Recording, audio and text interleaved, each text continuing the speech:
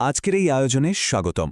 দারুণ এবং একই সাথে বেশ চিন্তায় ফেলে দেওয়ার মতো একটা বিষয় নিয়ে আজ আমরা আলোচনা করতে যাচ্ছি। প্রবন্ধটির শিরোনাম হল the ideological poisoning of modern education, বা আধুনিক শিক্ষার আদর্শগত বিষক্রিয়া। আধুনিক শিক্ষা ব্যবস্থা, আমাদের কালচারাল পরিবর্তন আর এর পেছনের আদর্শিক দ্বন্দ্ব নিয়ে আজকাল বেশ কথা হচ্ছে, তাই না? এই প্রবন্ধটি মূলত তারই একটা চোখ খুলে দেওয়ার সমালোচনামূলক রূপরেখা। চলুন আর কথা না বাড়িয়ে সরাসরি মূল বিষয়ে ঢুকে পড়া যাক। প্রবন্ধটা শুরুই হয়েছে একদম সরাসরি এবং বেশ উস্কানিমূলক একটা প্রশ্ন দিয়ে। প্রশ্নটা হলো, নারীরা বিশ্ববিদ্যালয়ে পড়ার পর নৈতিকভাবে অবক্ষয়ের শিকার হন? খেয়াল করবেন, আমাদের চারপাশের সমাজে, বিশেষ করে বর্তমান সময়ে, এই প্রশ্নটা কিন্তু একটা বড় আলোচনার জন্ম দিয়েছে। অনলাইনে তো প্রায়শই এরকম বিতর্ক চোখে পড়ে। তবে লেখক এখানে দারুণ একটা পয়েন্ট তুলে ধরেছেন। তিনি বলছেন, সমাজ কেন যেন এই নৈতিক অবক্ষয়ের পুরো দায়ভার অসামঞ্জস্যপূর্ণভাবে শুধু নারীদের কাঁধেই চাপিয়ে দিতে চায়। সমাজ কেন শুধু একতরফাভাবে এই দোষারোপটা করছে, এটা কিন্তু আসলেই একটা বড় প্রশ্ন। আচ্ছা, যখনই সমাজ নৈতিক অবক্ষয় নিয়ে হাহুতাশ করে, তখন সবার আগে কোন বিষয়টা মাথায় আসে? ঠিক ধরেছেন, জিনা বা ব্যভিচার। জিনা বলতে এখানে বিবাহ বহির্ভূত অবৈধ সম্পর্ককে বোঝানো হচ্ছে। সমাজের যত ক্ষোভ সব যেন এই একটা জায়গাতেই আটকে আছে। কিন্তু এখানেই প্রবন্ধটির সবচেয়ে বড় চমক। লেখকের মূল থিসিসটাই হল, আমাদের এই যে ফোকাস বা দৃষ্টিভঙ্গি, এটা সম্পূর্ণ ভুল জায়গায় আছে। মানে সমাজ শুধু নৈতিক পদস্খলনের দিকে তাকিয়ে আসল সমস্যাটা একদমই এড়িয়ে যাচ্ছে। চলুন এবার লক্ষণ বনাম আসল রোগ, এই দুয়ের পার্থক্যটা একটু খুঁড়ে বের করা যাক। ব্যাপারটা একটু তলিয়ে দেখা যাক। একদিকে আমরা দেখছি লক্ষণ, যেমন ধরুন অনৈতিকতা আর জিনা, আর অন্যদিকে খাপটি মেরে আছে আসল রোগ, যা হলো আকীদা হারানো এবং পশ্চিমা আদর্শের অনুপ্রবেশ। লেখকের যুক্তিটা খুব স্ট্রং। তিনি বলছেন, বিশ্ববিদ্যালয়গুলো হয়তো এমন একটা ফ্রি পরিবেশ দিচ্ছে যেখানে অনৈতিক কাজ করাটা সহজ, কিন্তু সেটাই মূল সমস্যা নয়। বরং আসল সমস্যা হলো এই প্রতিষ্ঠানগুলো তাদের কারিকুলাম দিয়ে সুকৌশলে পশ্চিমা আদর্শ আমাদের মগজে ঢুকে দিচ্ছে। এটা শুধু অনৈতিকতার আখড়া নয়, এটা রীতিমতো একটা পশ্চিমা মগজ ঢোলাইয়ের কেন্দ্র। এই আসল রোগ বুঝতে হলে অত্যন্ত জরুরি একটা টার্ম আমাদের বুঝতে হবে, আর তা হল আকীদা। আকীদা মানে হল একজন মানুষের শেকড়, তার ইসলামী বিশ্বাস বা মৌলিক বিশ্বাস ব্যবস্থা। প্রবন্ধটিতে খুব স্পষ্টভাবে বলা হয়েছে, সমাজের এই যে পতন, এর পেছনের আসল কালপ্রিট হল আকীদার অভাব। মানুষের যখন নিজের ফাউন্ডেশন বা বিশ্বাস নিয়েই কোনো ক্লিয়ার ধারণা থাকে না, ঠিক তখনই সে পশ্চিমা আদর্শের বিষক্রিয়ার শিকার হয়। আকীদাকে প্রায়োরিটি না দেওয়াটাই হল এই সর্বনাশের মূল কারণ। আকীদার সাথে একেবারে ওতপ্রোতভাবে জড়িয়ে আছে ইলাহ শব্দটা। ইলাহ মানে হল উপাস্য, বা যিনি আমাদের জীবনের চূড়ান্ত ক্ষমতার অধিকারী। এখন এই প্রবন্ধের সবচেয়ে চোখ কপালে তোলার মতো দাবিটা কি জানেন?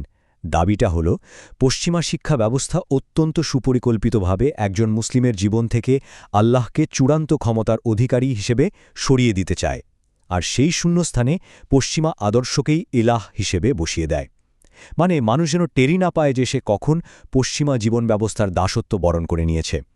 একেবারে সাইলেন্ট একটা আইডিওলজিক্যাল ওয়ার। অনৈতিকতার প্রাতিষ্ঠানিকীকরণ। চলুন দেখি এই বিষাক্ত বীজ আসলে কতটা আগে বপন করা হয়েছে। একটু টাইমলাইনে চোখ বোলানো যাক। প্রথমে শৈশবকাল, যখন মিডিয়া বা কার্টুনগুলো শিশুদের কচি মস্তিষ্কে পশ্চিমা জীবনযাত্রা গেঁথে দেয়।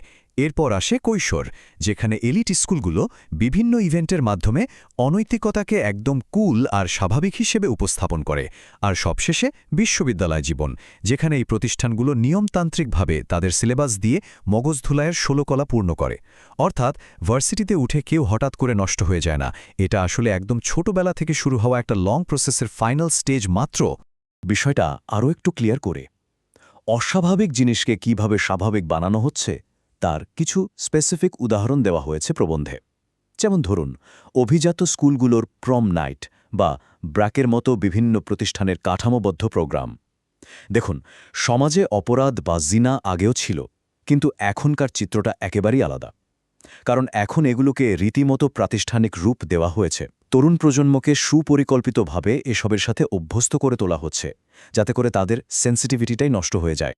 এতক্ষণ ধরে যে পশ্চিমা আদর্শের অনুপ্রবেশ আর মগজ ধুলাই নিয়ে কথা বললাম, এর ফলে আলটিমেটলি বিপদে পড়ছে কারা? এক কথায়, উম্মা বা বিশ্বব্যাপী মুসলিম সম্প্রদায়। প্রবন্ধে বারবার সতর্ক করা হয়েছে, আমরা যদি শুধু ওপরের বাহ্যিক লক্ষণগুলো নিয়ে পড়ে থাকি আর শিক্ষা ও মিডিয়ার এই স্লো পয়জনিংটা ইগনোর করি, তাহলে বৃহত্তর উম্মাকে বাঁচানোর যে দায়িত্ব আমাদের আছে, তাতে আমরা চরমভাবে ব্যর্থ হব। ব্যাপারটা আক্ষরিক অর্থে অ্যালার্মিং। তাহলে সমাধান কি? চলুন প্রস্তাবিত আধ্যাত্মিক প্রতিষেধক বা রোগ নিরাময়ের দিকটায় একটু ফোকাস করি। লেখক সবচেয়ে বড় যে আত্মরক্ষার হাতিয়ারটি ব্যবহারের কথা বলেছেন তা হল তাকওয়া।